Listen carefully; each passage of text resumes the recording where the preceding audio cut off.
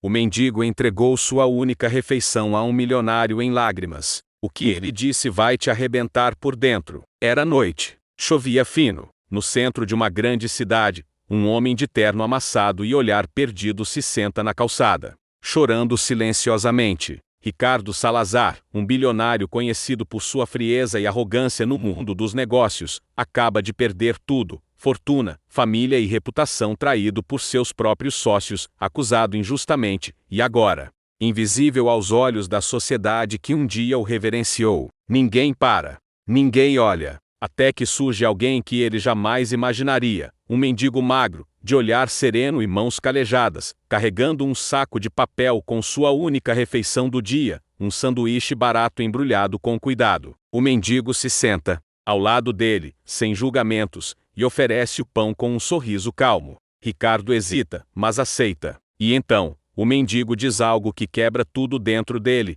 o mundo só te olha quando você tem. Eu só te vi porque eu também já fui você. Aquela frase simples, mas brutalmente verdadeira, desperta memórias dolorosas em Ricardo, da infância pobre, da mãe que ele abandonou, da compaixão que perdeu no caminho. Movido por aquilo, Ricardo decide se infiltrar entre os esquecidos da cidade. Ele conhece Maria, uma freira que entrega comida nas madrugadas, Leonel, um menino negro que perdeu os pais e vive de papelão, e Dona Neide, uma vizinha grávida que cuida de 3 crianças, sem nenhum auxílio do governo. No meio desse mundo, onde ninguém tem nada, Ricardo encontra o que nunca teve com todo o seu dinheiro: afeto, dignidade e redenção. Mas o tempo está contra ele. Um antigo inimigo da elite descobre sua nova vida e ameaça destruir tudo, inclusive as pessoas que agora ele ama. No fim, Ricardo terá que escolher: voltar para o topo com uma mentira, ou continuar no chão com a verdade. O mendigo e o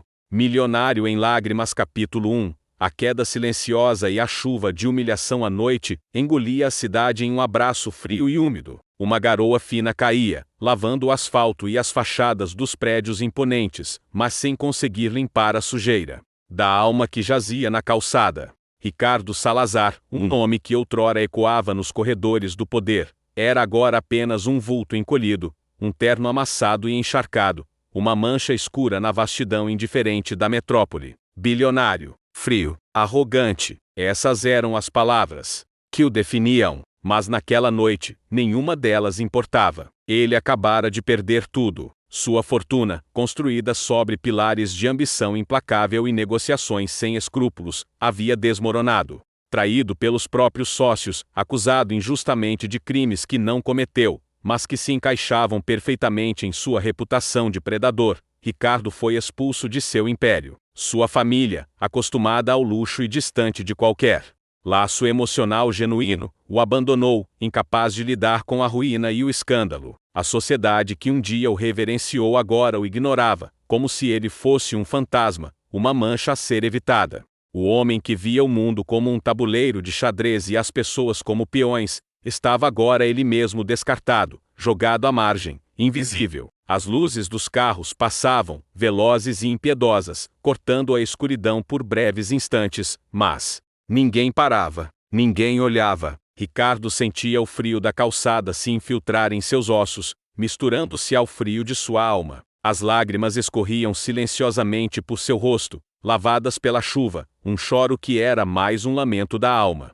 do que um som. Ele era um rei destronado, um titã humilhado, e o mundo, seu antigo reino, havia se tornado seu algoz silencioso. A dor da perda material era imensa, mas a dor da invisibilidade, da insignificância, era um tormento para o qual seu dinheiro jamais o havia preparado. Capítulo 2. O pão da humildade. E a frase que quebra o tempo. O desespero de Ricardo era um oceano sem fim, e ele se afogava em sua própria miséria, ignorado pela cidade que ele um dia dominou. Mas então, uma figura surge na penumbra, um vulto magro e despretensioso que se materializa do nada. Não é um carro, não é um pedestre apressado, é um mendigo, um homem de olhar sereno e mãos calejadas, os olhos profundos como poços que já viram demais. Ele carregava um saco de papel amassado, de onde exalava um cheiro fraco de pão, sua única refeição do dia, um sanduíche barato embrulhado com um cuidado que Ricardo jamais dedicaria a algo tão trivial.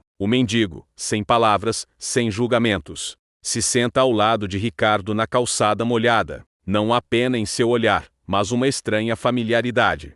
Ele desfaz o embrulho do sanduíche e o oferece a Ricardo com um sorriso calmo, genuíno, uma generosidade que desafia toda a lógica de um mundo onde tudo tem um preço. Ricardo hesita, seu orgulho ferido se debatendo com a fome que ele não ousava admitir. A relutância é vencida pela necessidade e pela pureza daquele gesto. Ele pega o pão, sentindo a aspereza do papel e o calor do sanduíche. Um calor que parecia vir não da comida, mas da compaixão. Enquanto Ricardo aceita o pão, o mendigo olha diretamente nos olhos, e então, sua voz rouca, mas carregada de uma sabedoria que transcende o tempo e as classes sociais, ele diz algo que quebra tudo dentro de Ricardo. O mundo só te olha quando você tem. Eu só te vi porque eu também já fui você. Aquela frase simples, mas brutalmente verdadeira atinge Ricardo como um raio. Não é apenas uma observação, é uma revelação, uma conexão inesperada e dolorosa com um passado que ele havia tentado apagar.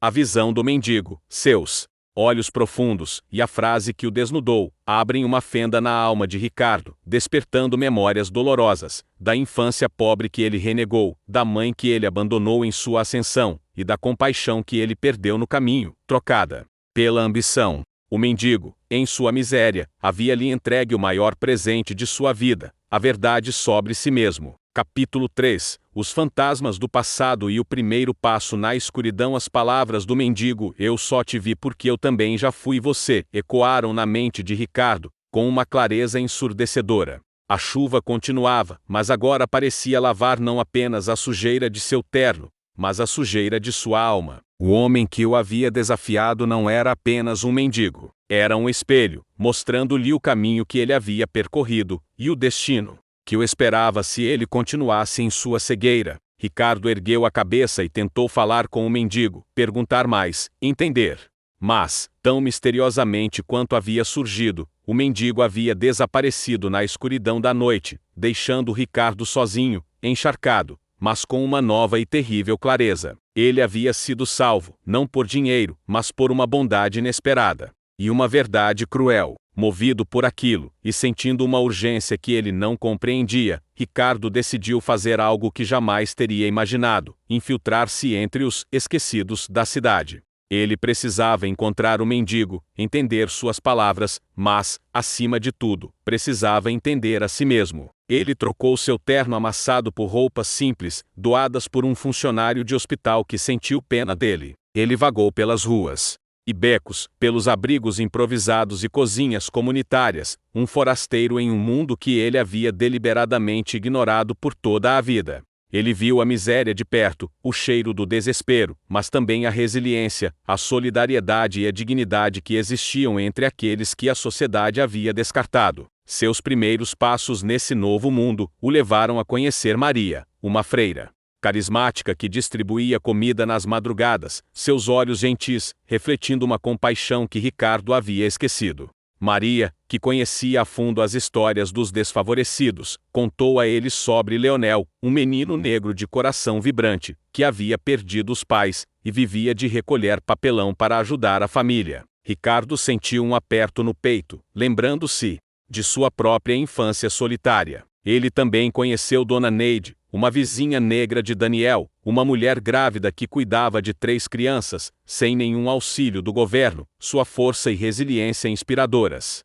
No meio desse mundo onde ninguém tinha nada, Ricardo começou a encontrar o que nunca teve com todo o seu dinheiro: afeto, dignidade e a semente da redenção. Ele estava em território desconhecido, e a cada passo, o homem que ele havia sido começava a se dissolver. A queda de Ricardo Salazar o levou a um encontro inesquecível. Uma frase mudou tudo. Inscreva-se no canal para não perder os próximos capítulos desta jornada emocionante de redenção e autodescoberta. Deixe seu like se você também foi tocado pelas palavras do mendigo e pela transformação de Ricardo. Compartilhe este vídeo para que mais pessoas mergulhem nesta trama de destino, humildade e o poder do perdão. Comente abaixo o que você acha que Ricardo vai descobrir sobre si mesmo nesse mundo dos esquecidos. Ele encontrará o mendigo novamente? Capítulo 4. A escola das ruas e o olhar da esperança. Ricardo, antes um bilionário recluso em sua torre de marfim, agora era um aprendiz nas ruas. O cheiro de miséria e a dura realidade do abandono eram lições diárias, mas, em meio a isso, ele encontrava uma dignidade e uma força que ele jamais vira nos salões de Wall Street. Ele se infiltrava cada vez mais fundo no mundo dos esquecidos, trocando a frieza dos números pela calor humano das histórias. Maria, a freira carismática, que distribuía comida nas madrugadas, tornou-se sua primeira guia. Ela o ensinava não apenas sobre as necessidades básicas, mas sobre a resiliência do espírito humano, a fé inabalável que resistia à fome e ao frio. Ricardo, o cético, começava a ver a fé de uma nova perspectiva, não como dogma, mas como um motor de esperança. A cada madrugada, Ricardo acompanhava Maria na distribuição de comida, testemunhando a gratidão em olhos famintos e a dignidade em sorrisos desdentados. Ele via a vida pulsar onde ele pensava que só existia desespero. Foi nesses encontros noturnos que ele conheceu Leonel, um menino negro de 10 anos, com olhos brilhantes e um sorriso que desarmava qualquer um. Leonel havia perdido os pais e vivia de recolher papelão e latas para sobreviver com a avó doente. Ele era magro, suas roupas gastas, mas sua determinação em sobreviver e sua capacidade de encontrar alegria nas pequenas coisas tocavam Ricardo profundamente. O menino se recusava a pedir esmolas, preferindo ganhar o seu pão com esforço. Ricardo, que havia negligenciado a sua própria infância em busca de sucesso, via em Leonel uma pureza que ele havia perdido. Ele sentia uma estranha conexão com o garoto, uma necessidade de protegê-lo, de dar-lhe o futuro que ele nunca teve a chance de viver. Ricardo começou a ajudar Leonel discretamente, oferecendo-lhe serviços que o menino podia realizar, pagando-o com um valor justo, garantindo que ele e sua avó tivessem comida e um pouco de conforto. O olhar de Leonel, cheio de uma esperança que Ricardo havia esquecido, era uma poderosa força motivadora para o milionário em sua jornada de redenção. Capítulo 5. O segredo de Dona Neide, e o eco de um passado distanteia cada dia que Ricardo passava entre os esquecidos. Ele sentia seu coração, antes uma pedra gelada, amolecer.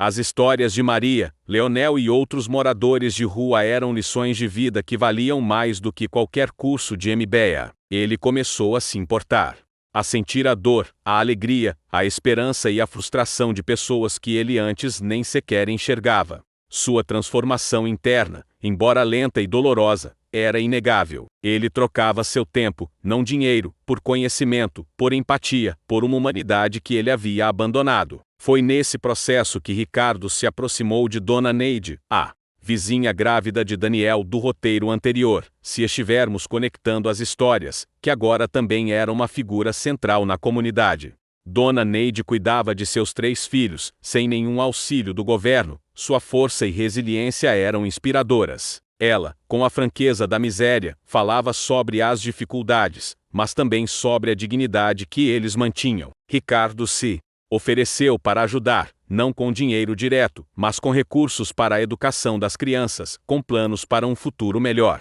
Dona Neide, que havia visto a mudança em Ricardo, mas ainda com a cautela de quem vive à margem, decidiu compartilhar um segredo que a atormentava. Ela revelou que, anos atrás, em sua juventude, havia trabalhado na casa do Salazar como empregada doméstica e havia testemunhado algo perturbador. O pai de Ricardo, em um ataque de fúria e ganância, havia manipulado o testamento de um sócio moribundo, roubando uma parte significativa da fortuna que deveria ir para uma instituição de caridade. Dona Neide havia sido demitida logo depois, mas a memória do crime a assombrava. A revelação foi um golpe brutal para Ricardo, que sentiu o peso do pecado de sua própria família, um crime que ele nunca soube, mas que agora manchava sua própria linhagem. Ele não era apenas um homem que havia perdido a compaixão. Ele era o herdeiro de uma fortuna construída sobre a injustiça, e a verdade o esmagava. Capítulo 6. A verdade insuportável e o eco do passado esquecido. A revelação de Dona Neide sobre o crime de seu pai ressoou na alma de Ricardo como um trovão,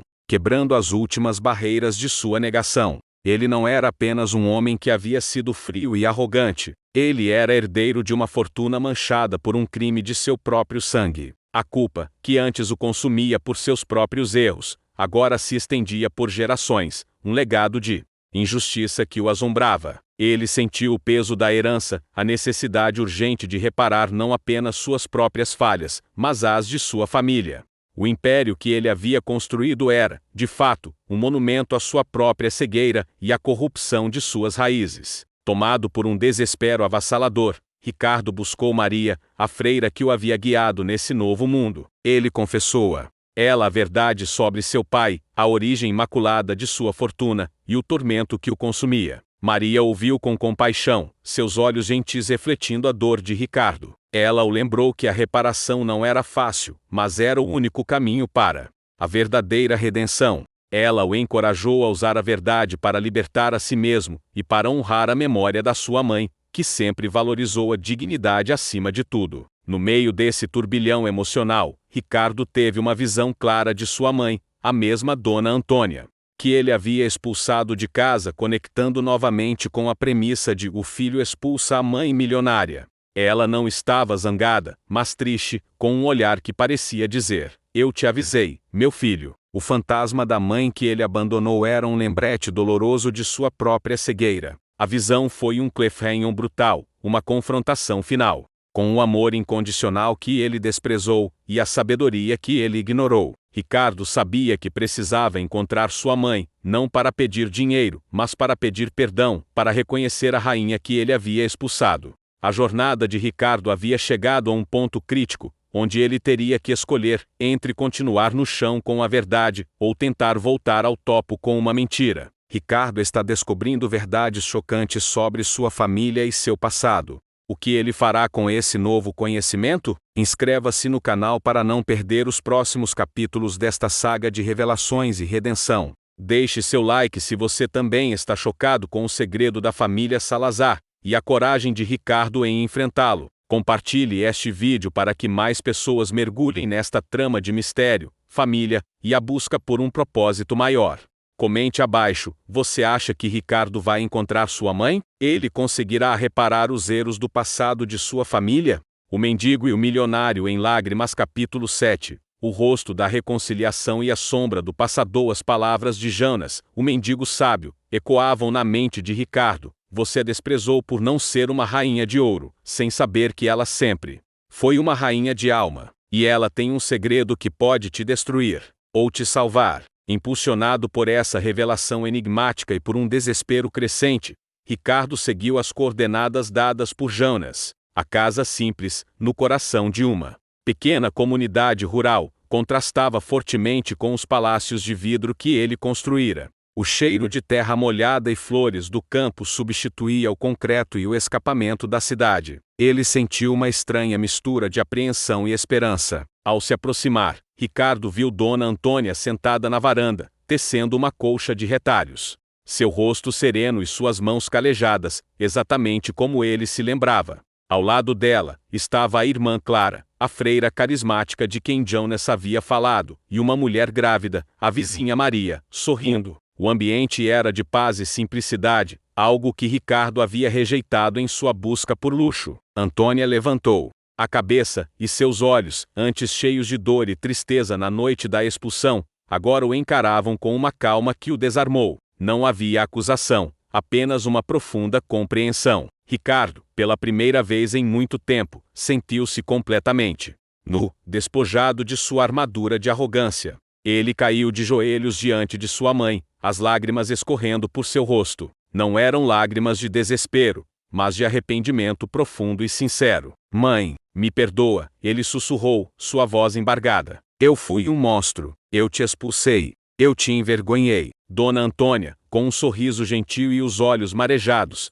estendeu a mão e tocou seu rosto. Meu filho, ela disse, a voz suave como uma canção de ninar.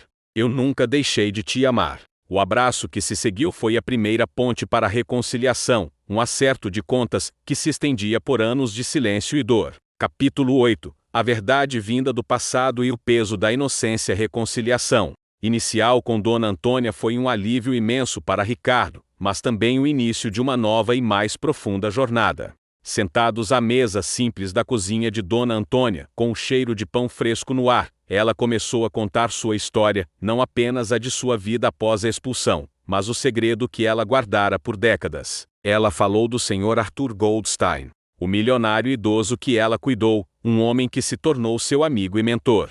Detalhou o testamento secreto e a fortuna que ele lhe havia deixado, explicando sua decisão de nunca tocar no dinheiro, vivendo uma vida de simplicidade, para ensinar a Roberto sobre dignidade, esforço e compaixão. Ricardo ouvia, chocado, a ironia da situação esmagando. Ele havia expulsado uma milionária de sua própria casa, por orgulho e ignorância. A irmã Clara e a vizinha Maria, com sua presença solidária, ouviam a história, testemunhas silenciosas da dor e da redenção. Elas compartilharam como Dona Antônia havia se tornado uma rainha na comunidade, sua bondade, sua força, sua humildade, inspirando a todos. Ricardo viu a mulher que ele havia rejeitado como um fardo, agora celebrada como um farol de luz, um contraste brutal com sua própria queda na cidade grande. A verdade sobre a fortuna atingiu Ricardo com a força de um raio, não apenas pelo dinheiro que ele desprezou, mas pela profundidade da lição que sua mãe tentava lhe ensinar.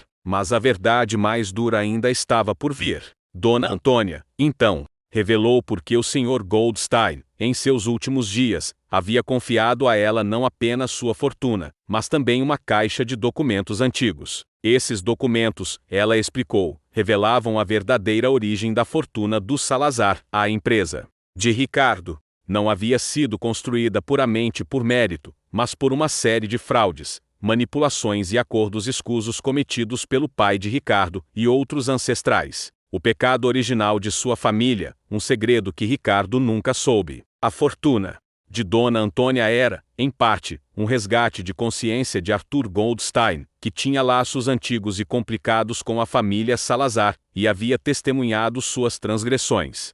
A revelação foi um cliffhanger brutal, um golpe duplo. Não só sua mãe era milionária, mas a própria fortuna de Ricardo era manchada pela corrupção e injustiça, forçando-o a confrontar os pecados de sua própria linhagem. Capítulo 9. O peso do legado e o grito da reparação. A revelação de Dona Antônia, sobre a origem imaculada da fortuna Salazar, atingiu Ricardo com a força de um terremoto. O luxo em que ele crescera, o poder que tanto ambicionava, tudo estava construído sobre uma fundação de mentiras e injustiça. Ele não era apenas culpado por suas próprias ações, mas herdeiro de um legado de pecado que o afogava em vergonha. A imagem de seu pai, antes um modelo de sucesso, agora se desfigurava em um retrato de desonra. Ricardo sentiu o peso do karma, a necessidade urgente de reparar não apenas seus erros, mas também os de sua linhagem. O tempo, que ele tanto valorizava, agora era um inimigo, pois a verdade, uma vez liberta, não podia ser silenciada. Em seu ponto mais baixo, Ricardo se viu atormentado por pesadelos e alucinações.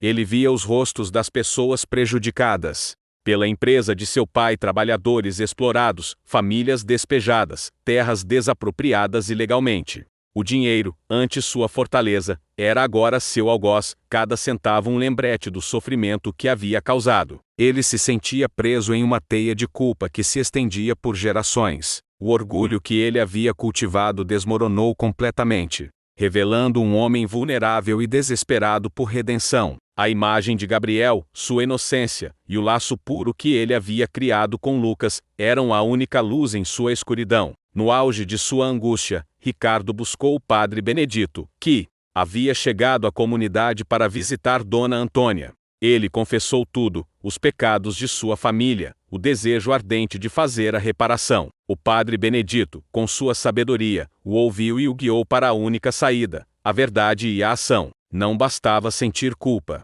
era preciso agir. Ricardo, então, tomou uma decisão monumental. Ele usaria a fortuna que sua mãe herdou e que ele havia desprezado, junto com o que restava de seus próprios bens, para desmantelar o Império Salazar e criar uma fundação dedicada à reparação dos erros de sua família, à justiça social e à construção de uma nova forma de riqueza, baseada na dignidade e na compaixão. Era o grito de reparação de sua alma, um caminho doloroso, mas necessário, para a redenção. Capítulo 10. O início do desmonte e a aliança inesperada. A decisão de Ricardo de desmantelar o Império Salazar e usar a fortuna para a reparação chocou a todos. Seus advogados e sócios, que ainda tentavam reerguer a empresa, o consideraram louco. Mas Ricardo estava inabalável. Ele iniciou um processo público e transparente de auditoria de todos os contratos e projetos passados da construtora, revelando as fraudes, as irregularidades e as vidas que foram impactadas negativamente.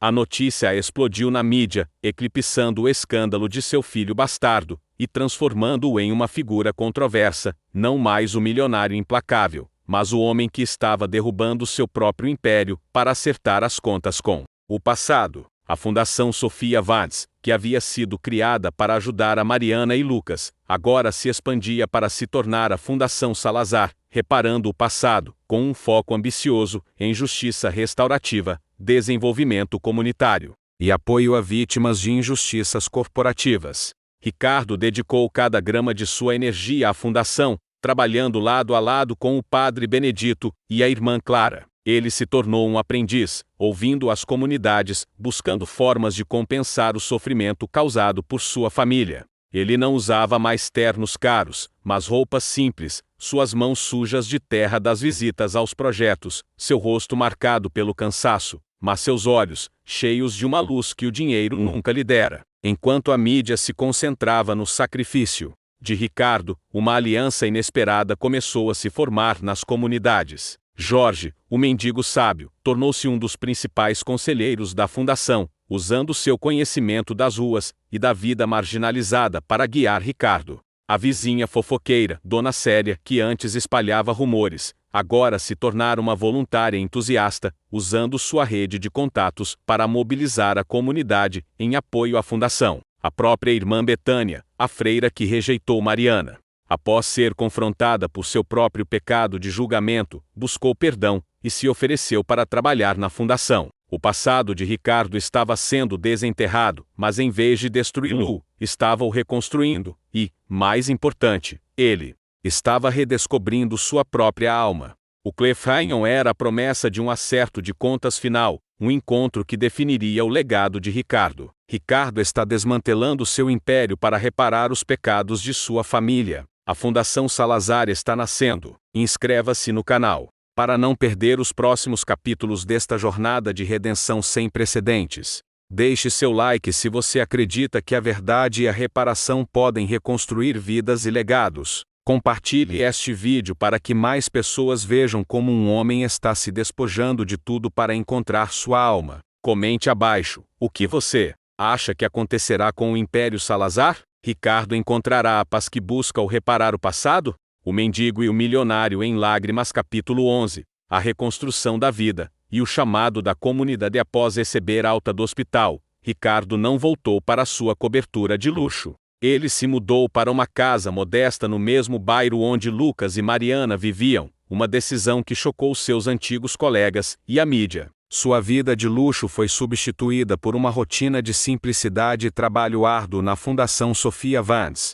Ele mergulhou de cabeça nos projetos sociais, trabalhando lado a lado com a comunidade, ouvindo suas necessidades e utilizando sua mente analítica para criar soluções reais para a pobreza, a violência e a exclusão social. Seus dias eram preenchidos com visitas a abrigos, reuniões com líderes comunitários e, principalmente, com o tempo dedicado a Lucas e Mariana. A reconciliação com Mariana, a mãe de Lucas, foi um processo lento e doloroso. Ricardo não a pressionou, apenas esteve presente. Ele garantiu que ela e Lucas tivessem um lar seguro, acesso à saúde e a todas as oportunidades que o dinheiro poderia oferecer. Ele se sentava por horas ouvindo as histórias de Mariana, a dor do abandono, a luta nas ruas, a rejeição da irmã Betânia que, confrontada pelo padre Benedito e pela imprensa, foi afastada de suas funções no abrigo. Ricardo não podia apagar o passado, mas podia construir um futuro diferente.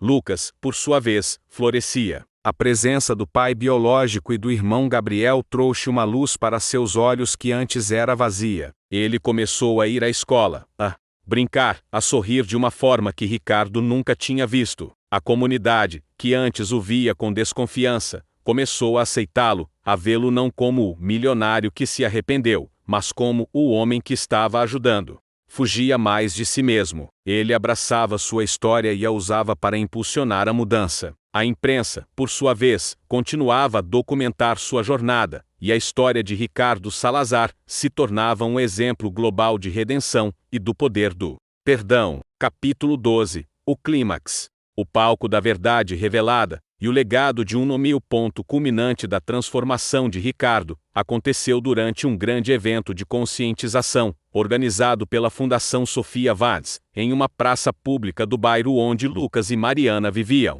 Não era um evento de gala, mas uma celebração da comunidade e da esperança. Milhares de pessoas compareceram, moradores locais, beneficiários da fundação, a imprensa e figuras importantes como o padre Benedito e a irmã Cecília, que veio da Itália para apoiar Ricardo. Ricardo estava prestes a subir ao palco para falar, mas um murmúrio percorreu a multidão. Uma mulher, com um semblante sério, mas com os olhos que carregavam a dor de uma vida, aproximou-se do palco. Era Sofia Vaz, a ex-esposa de Ricardo e mãe de Gabriel. Ela havia vindo, não para confrontá-lo, mas para testemunhar. Ricardo a viu, seus olhos se encontraram, e um silêncio respeitoso tomou conta da praça. Sofia subiu ao palco e pegou o microfone antes que Ricardo pudesse começar a falar. Sua voz, inicialmente embargada, ecoou com uma força surpreendente. Ela falou sobre o acidente de Lara, sobre a dor que a havia consumido, sobre a forma como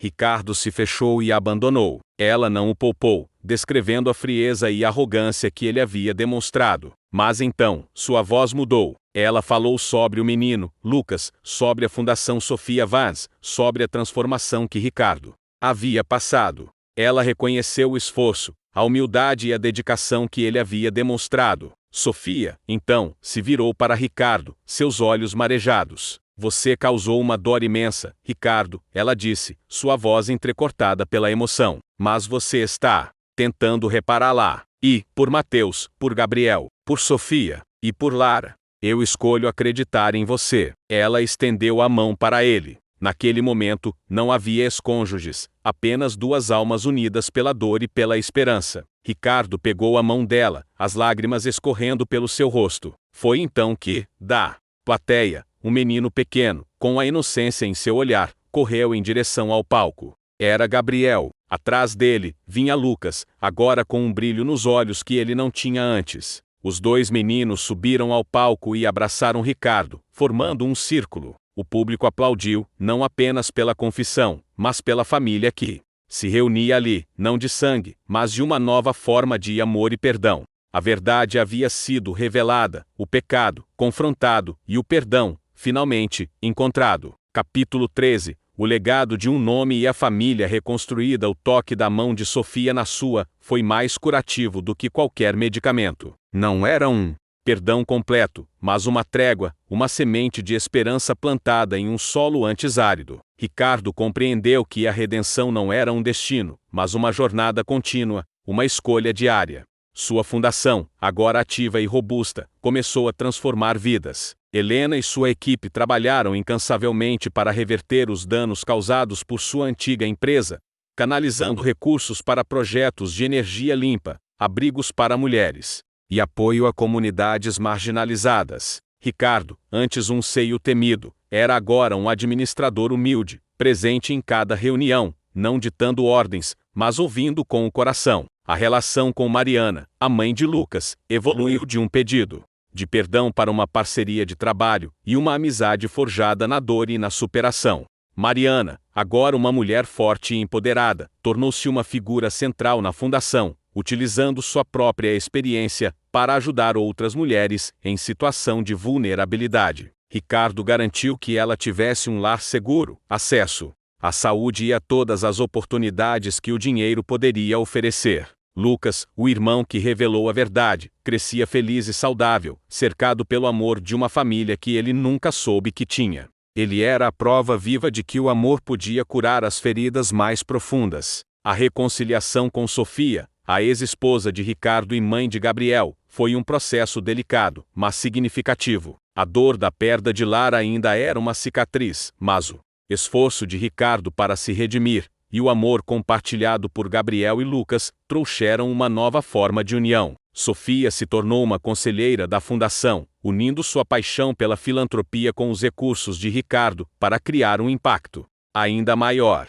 A família de Ricardo não era mais definida por laços de sangue e dinheiro, mas por uma complexa tapeçaria de perdão, aceitação e amor incondicional, mostrando que, mesmo após a maior das tragédias, a esperança pode florescer. Capítulo 14. O preço do céu e o eco do amor incondicional. Anos se passaram. Ricardo Salazar, agora um homem idoso com cabelos brancos e um sorriso gentil, era conhecido não por sua antiga fortuna, mas pelo legado de amor e compaixão que ele havia construído. A Fundação Sophia Vance foi um sucesso global, transformando vidas e inspirando a justiça social em todo o mundo. Ricardo era frequentemente convidado a dar palestras, não sobre negócios, mas sobre a jornada de sua alma, o preço de seus pecados, e a alegria de encontrar a redenção no serviço ao próximo. Ele sempre começava suas palestras com a frase de seu filho: "Pai, ele é meu irmão", e terminava com a prova de que a verdadeira riqueza não estava em seus bilhões, mas nas vidas que ele havia tocado, e na paz que ele havia encontrado. Lucas e Gabriel, agora jovens adultos, eram inseparáveis. Lucas, com o apoio da Fundação. Os dois eram a manifestação viva da redenção de Ricardo, a prova de que o amor e a aceitação podiam transcender as barreiras sociais e os segredos do passado. A história termina com Ricardo, já em idade avançada, sentado no mesmo banco do parque onde ele e Lara costumavam brincar. Lucas, agora adulto, se senta ao seu lado. A memória de Lara ainda estava lá, uma dor agridoce, mas agora temperada pela paz que ele havia encontrado em sua redenção. Ele havia perdido tudo em sua vida material, mas havia ganhado algo infinitamente mais valioso: sua alma. Seu último pecado havia sido redimido através do amor e do serviço. Ele fechou os olhos, escutando os sons do parque, os risos das crianças, o canto dos pássaros. E em sua mente, ele ouviu novamente o grito de um menino negro, descalço e desesperado: "Não entre no carro." Mas agora, o grito não era um aviso de morte, mas um eco eterno de vida, de esperança e da alma que finalmente havia encontrado. Capítulo 15. O legado além do fim. A vida de Ricardo Salazar não terminou com um silêncio no banco do parque. O legado que ele construiu se espalhou como ondas em um lago, tocando inúmeras vidas. A Fundação Sophia Vance, sob a liderança de Lucas e Gabriel, tornou-se uma força imparável para a mudança social, um símbolo de que o poder, quando usado com compaixão, pode curar e transformar. Os projetos de energia limpa do jovem engenheiro foram finalmente realizados, iluminando comunidades inteiras e honrando a memória de sua visão perdida. Os abrigos para mulheres vítimas de violência floresceram, oferecendo segurança e esperança. As centenas de Mary Annas. A história de Ricardo, contada em livros e documentários, tornou-se um lembrete vívido de que a verdadeira redenção não está em escapar das consequências, mas em abraçá-las e transformá-las em um propósito maior. O milionário arrogante tornou-se o homem de alma redimida, e seu nome, antes manchado, agora era associado à esperança e ao serviço. Ele ensinou ao mundo que a vergonha e a culpa podem ser superadas, que o perdão, tanto o dado quanto o recebido, é a chave para a verdadeira liberdade. A última cena do roteiro é um cemitério tranquilo, onde a lápide de Ricardo Salazar repousa, ao lado da de Lara, com uma inscrição simples: "Onde o amor e o perdão florescem, a alma encontra seu verdadeiro lar." Em um dia ensolarado, Gabriel e Lucas, agora adultos e com suas próprias famílias, visitam os túmulos. Eles contam histórias para seus filhos, os netos de Ricardo, sobre a mulher forte, Dona Antônia, que ensinou sobre dignidade, sobre o grito de um menino que salvou uma alma, e sobre o homem que, ao perder tudo, encontrou o céu na terra. O eco de "Pai, ele é meu irmão" não era mais um grito de dor ou revelação, mas um cântico de amor incondicional que atravessava gerações, provando que o legado de uma alma redimida é eterno. Chegamos ao fim desta emocionante jornada de redenção. Se você foi tocado por esta saga de transformação, inscreva-se no canal para não perder nenhuma de nossas histórias emocionantes. Deixe seu like se você acredita no poder do perdão e na capacidade humana de mudar para melhor. Compartilhe este vídeo para espalhar essa mensagem de esperança e mostrar que é possível encontrar a redenção, mesmo nos maiores erros. Comente abaixo qual foi a sua parte favorita da jornada de Ricardo. Que lição você leva para a sua vida?